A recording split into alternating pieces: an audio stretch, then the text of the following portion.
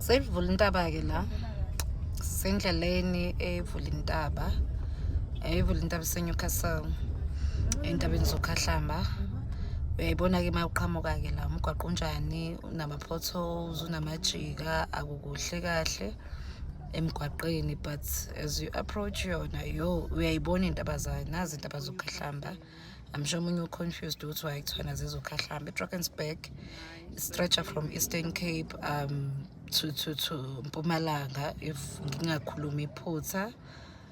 But le ndawo yinhle ke. It's a hotel. It's a multi-development or multi-purpose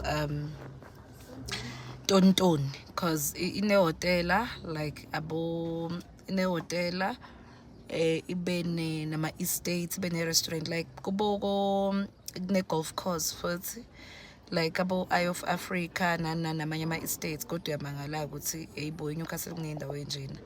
Mangabe ufuna nje ukushaya umoya endaweni ethule, niyazi iNewcastle yaziwa nge-chaos nje. Kuyafuneka ke ukuthi nje nawe noma ufuna nje ukushayinisa iNewcastle engathi abantu ngabathathu batshengisa ukuthi no ngesayidi kanje.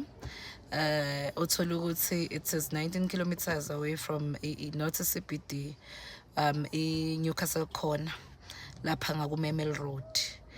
Yabona mangabe ubuka le ndawo le ayuvela ubuka ukuthi yibo uNkulunkulu, kodwa ngempela ukhona uNkulunkulu. So bengikhipha umama, ngikhiphe nomdodakazi la.